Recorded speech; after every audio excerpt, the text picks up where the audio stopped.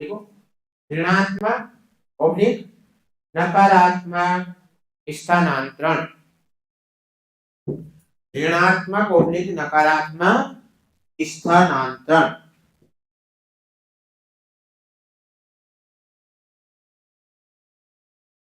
इसमें एक परिस्थिति में, एक परिस्थिति में दिए गए ज्ञान, दिए गए ज्ञान, दिए गए ज्ञान ऑब्लिक प्राप्त अनुभव, प्राप्त अनुभव से दूसरे कार्य को करने में, दूसरे कार्य को करने में,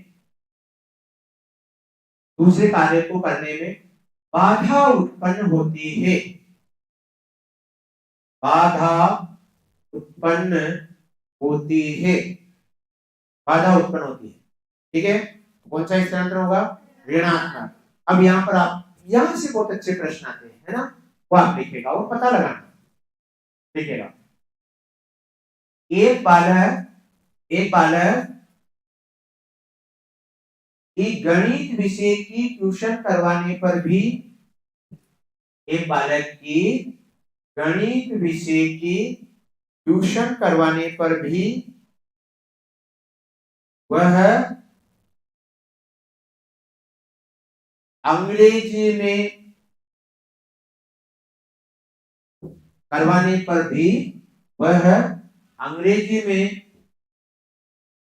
उत्तीर्ण नहीं हो पाता है, उत्तीर्ण नहीं हो पाता है, बालक के अधिगम का स्थानांतरण है, बालक के अधिगम का स्थानांतरण है, स्थानांतरण है। बोलो कौन सा होगा? शून्य, लिखो शून्य, शून्य। ठीक है, अगला लिखो, बालक की, बालक की गणित की ट्यूशन करवाने से, करवाने से उसका विज्ञान में अनुत्तीर्ण हो जाना, उसका विज्ञान में अनुत्तीर्ण हो जाना, विज्ञान में अनुत्तीर्ण हो जाना स्थानांतरण है। बताइएगा तो कौन सा होगा? अब ऋणात्मक, नहीं समझे? देखो, ऐसा करने पर भी ऐसा नहीं हुआ तो कौन सा होगा? शून्य, नो अफेक्ट। ऐसा करने पर भी ऐसा नहीं हुआ, पर ऐसा करने से ऐसा हो गया, नहीं ऋणात्मक नहीं, सकारात्मक भी हो सकता है और ऋणात्मक भी हो सकता है। ऐसा करने से फायदा मिल गया तो कौन सा हो जाएगा? और ऐसा करने से नुकसान हो गया, तो बच्चे की गणित की ट्यूशन करवाई, उसने पूरा ध्यान किस पर दिया? गणित पर, किस पर ध्यान देना बंद कर दिया? विज्ञान पर, तो क्या हो गया? फेल हो गया। ठीक है, तो कौन सा स्थानांतरण है? बोलो, ऋणात्मक। क्या रहेगा? एक लड़के की शादी होने पर वह पत्नी पर तो ध्यान देता है, पर माता पिता पर ध्यान देना क्या कर देता है? बंद कर देता है। तो कौन सा स्थानांतरण हुआ? ठीक है, मतलब अगर एक कार्य से दूसरे कार्य में क्या आ जाती है? बाधा आ जाती है। एक से दूसरा अगर बाधित हो रहा है तो क्या हो जाएगा? ऋणात्मक स्थानांतरण। याद रहेगा? ठीक है, बस शर्त इतनी सी है, आपको ध्यान में रखना है कि उद्देश्य प्राप्ति में कोई प्रभाव पड़ रहा है, नहीं पड़ रहा है। अगर पड़ रहा है तो उसका अच्छा प्रभाव पड़ रहा है या गलत प्रभाव पड़ रहा है। ठीक है, देखो प्रश्न आपको क्या दिया, देखो, एक बालक जिसे अंग्रेजी बोलना सिखाया जाता है,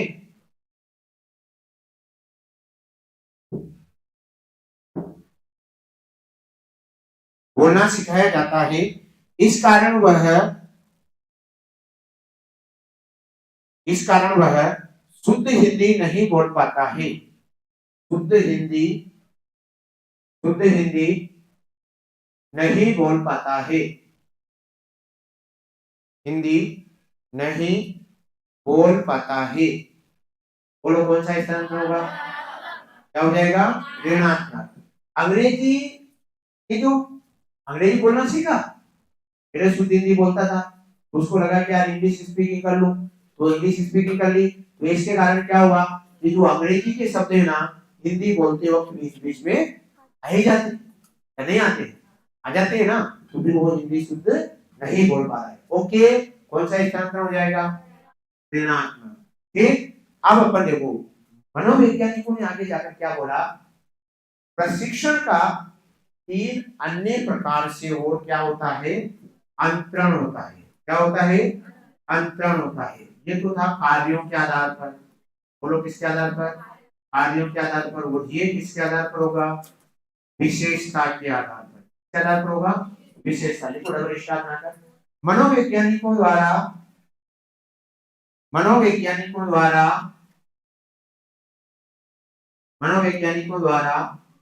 प्रशिक्षण का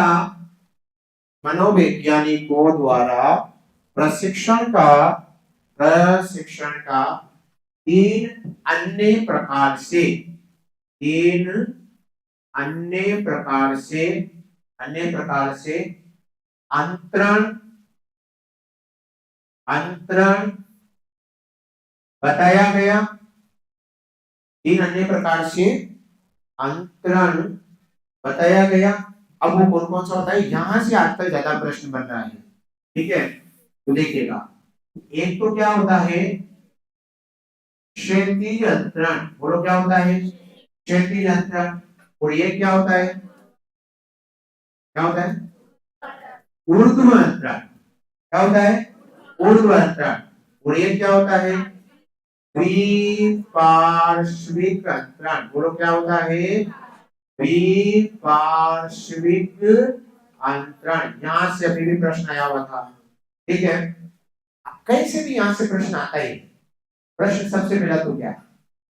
7वीं ए के विद्यार्थियों को 7वीं बी में बिठाकर पढ़ाया जाता है। 7वीं ए के विद्यार्थियों को 7वीं बी में बिठाकर पढ़ाया जाता है। तो देखो यहाँ पर क्या बताया, क्लास चेंज हो गई या क्लास रूम चेंज हो गया? इससे क्या प्रभाव पड़ता है? नहीं पड़ेगा ना। तो कौन सा अंतरण है? क्षैतिज अंतरण। समझ पा रहे हो कुछ? जैसे मान लो कि सलूकर तृतीय श्रेणी के अध्यापक को कोटड़ा तृतीय श्रेणी में नियुक्त किया जाता है, तो कौन सा अंतरण हो रहा है? क्षैतिज अंतरण। क्या हो रहा है? क्षैतिज अंतरण। समझ पा रहे हो ना कुछ? ठीक है, बच्चों को 7वीं के गणित के सवाल पढ़ाए जाते हैं और पेपर में 7वीं के सवाल पूछे जाते हैं, तो कौन सा अंतरण हो रहा है? क्षैतिज अंतरण। बच्चों को गणित के सवाल पढ़ाए गए और बच्चे बाजार में जाकर क्रय विक्रय कर पा रहे हैं, तो क्या हो रहा है? क्षैतिज अंतरण। क्योंकि गणित शिक्षण का उद्देश्य क्या था? दैनिक जीवन में उपयोग करना। क्या था? दैनिक जीवन में उपयोग करना, और उपयोग कर लिया तो मतलब कोई भी कार्य को उससे समान परिस्थितियों में क्या करना? उपयोग में लेना। दिए गए प्रशिक्षण का उससे समान परिस्थितियों में क्या होना? उपयोग होना। क्या कहलाएगा? क्षैतिज अंतरण। बोलो क्या कहलाएगा? क्षैतिज अंतरण। याद रहेगा? ठीक है, और एक और क्या होता है? ऊर्ध्व अंतरण। बोलो क्या होता है? ऊर्ध्व अंतरण। तो ऊर्ध्व अंतरण के अंतर्गत उपयोग होगा कहां पर? उच्च परिस्थितियों में। कहां उपयोग होगा? उच्च परिस्थितियों में। जैसे आपको 7वीं के गणित के सवाल पढ़ाए गए और पेपर में कौन से आ गए?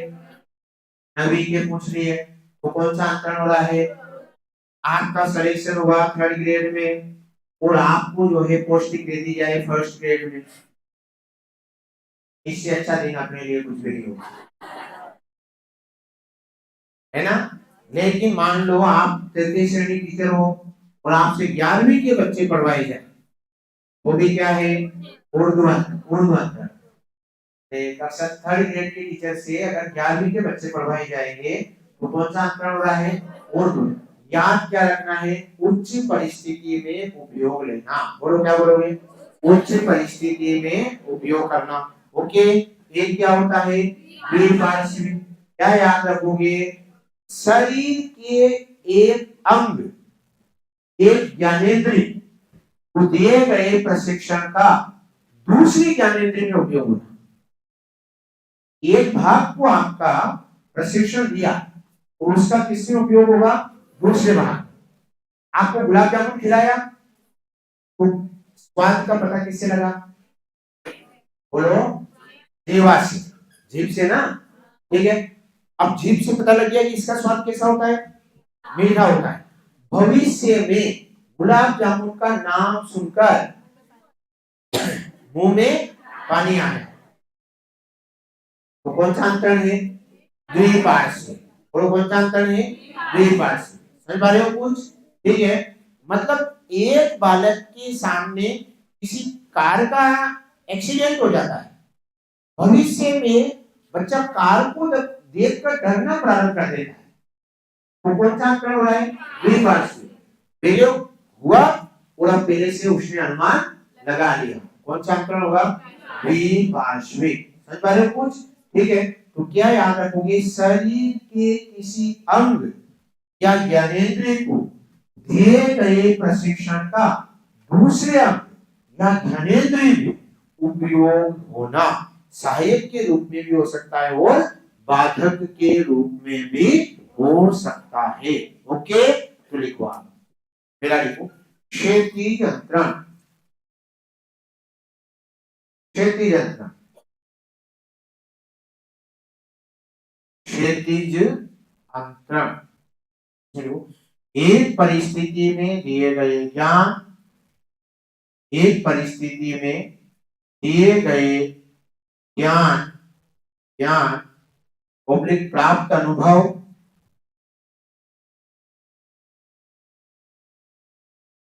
प्राप्त अनुभव का उससे मिलती जुलती परिस्थिति में, उससे मिलती जुलती परिस्थिति में, मिलती जुलती परिस्थिति में सहायक, सहायक ऑब्लिक बाधक के रूप में, सहायक ऑब्लिक बाधक के रूप में, एक कंप्यूटर सहायक और बाधक काम उससे मिलती जुलती परिस्थिति में उपयोग करना। लिखो, सहायक और बाधक काट दो, केवल इतना से लिखो, मिलती जुलती परिस्थिति में उपयोग करना। ठीक है, उदाहरण जैसे कक्षा 7वीं ए के विद्यार्थियों को 7वीं ए के विद्यार्थियों को 7वीं बी में बिठाकर, 7th बी में बिठाकर शिक्षण कार्य करवाना। शिक्षण कार्य, शिक्षण कार्य करवाना, शिक्षण कार्य करवाना। ठीक है, अगला लिखो, ऊर्ध्व अंतरण। ऊर्ध्व अंतरण, ऊर्ध्व अंतरण, ऊर्ध्व अंतरण। इसमें लिखो, दिए गए प्रशिक्षण,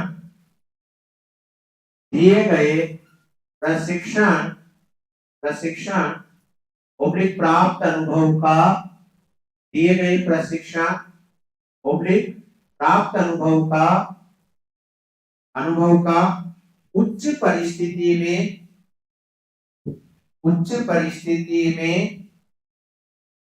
उपयोग करना, उच्च परिस्थिति में उपयोग करना। जैसे विद्यार्थियों को कक्षा 7 के सवाल हल करवाए जाते हैं, सवाल हल करवाए जाते हैं, हल करवाए जाते हैं। विद्यार्थी से कक्षा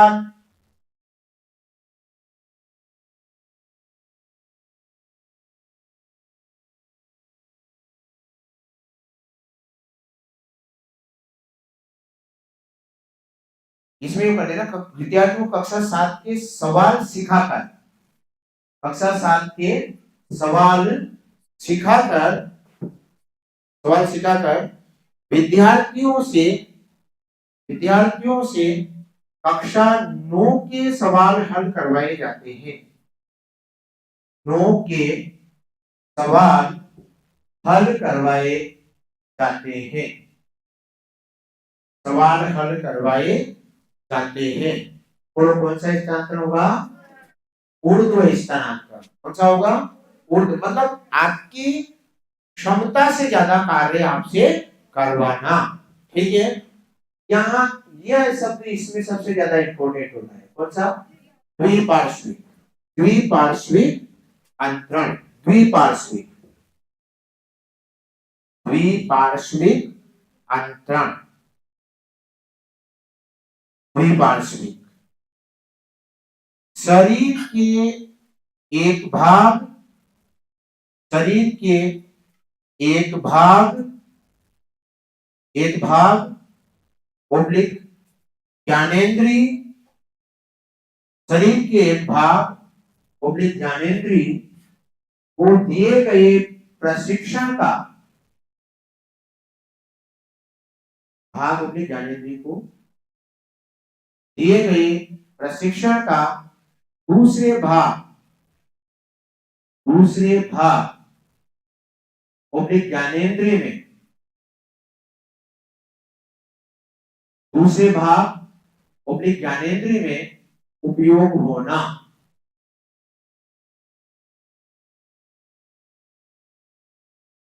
ठीक है, डबल स्टार बना कर लिखो जो प्रश्न अपना आता है। देखो द्विपार्श्विक अंतरण है ना, ये अनुकूलित अनुक्रिया का सटीक उदाहरण है। एक तरह से क्या है? अनुकूलित अनुक्रिया। अनुकूलित अनुक्रिया के अंदर भी क्या होता है? एक से सीधा दूसरे पर प्रभाव पड़ता है। ठीक है, अब यहां पर भी क्या होगा? प्रश्न उसने आपको क्या दिया वो लिखवा, लिखेगा। अध्यापिका द्वारा, लिखो, अध्यापिका द्वारा,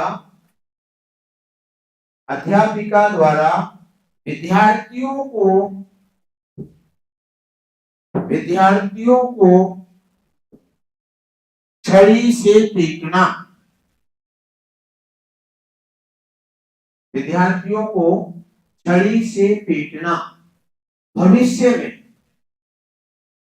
भविष्य में अध्यापिका के हाथ में, भविष्य में अध्यापिका के हाथ में छड़ी देखकर, छड़ी देखकर विद्यार्थी का रोना प्रारंभ कर देना, विद्यार्थी का रोना प्रारंभ कर देना, रोना प्रारंभ कर देना। कौन सा अंतरण होगा? द्विपार्श्विक। देखो पहले तो उसे जो दर्द हुआ ना वो किससे हुआ? मार खाकर, छड़ी से हुआ।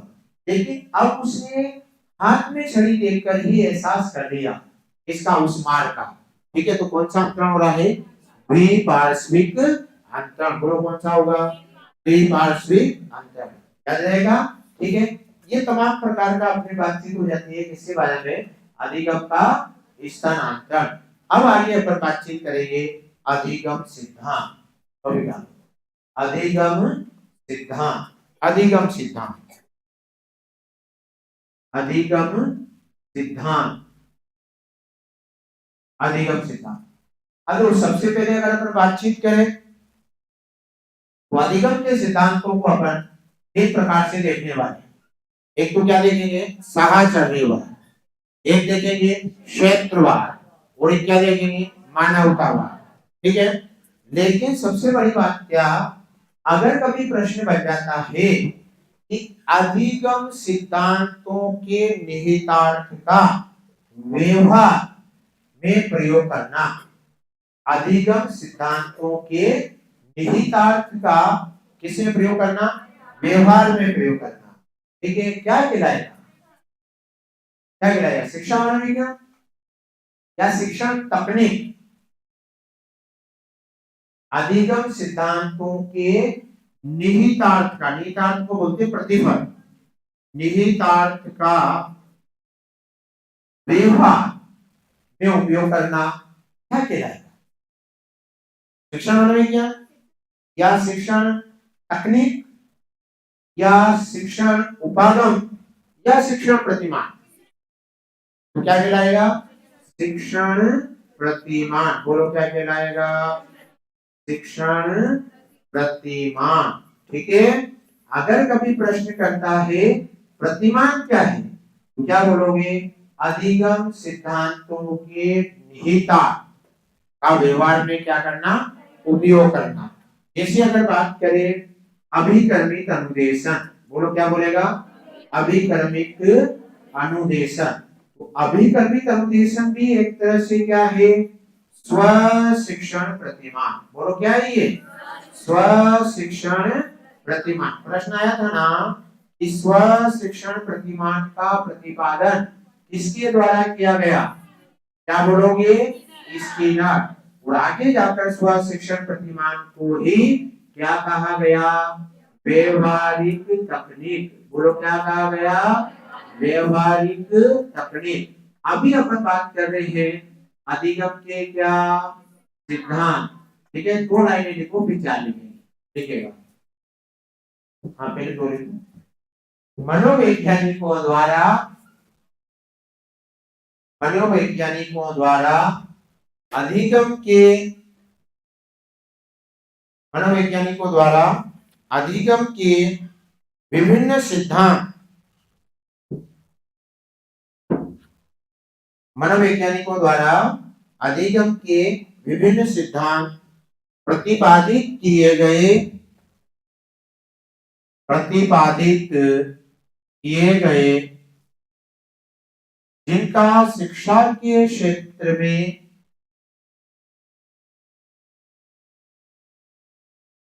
शिक्षा के क्षेत्र में अनुप्रयोग करके, अनुप्रयोग करके शिक्षण कार्य को प्रभावी, शिक्षण कार्य को प्रभावी बनाया जाता है, प्रभावी बनाया जाता है। डबल स्टार बनाकर लिखो। अधिगम सिद्धांतों के निहितार्थ का, अधिगम सिद्धांतों के निहितार्थ का, निहितार्थ का शिक्षा के, सॉरी, अधिगम सिद्धांतों के निहितार्थ का व्यवहार में, व्यवहार में प्रयोग करना, प्रयोग करना शिक्षण प्रतिमान है, शिक्षण प्रतिमान है। लिखो, विषय वस्तु,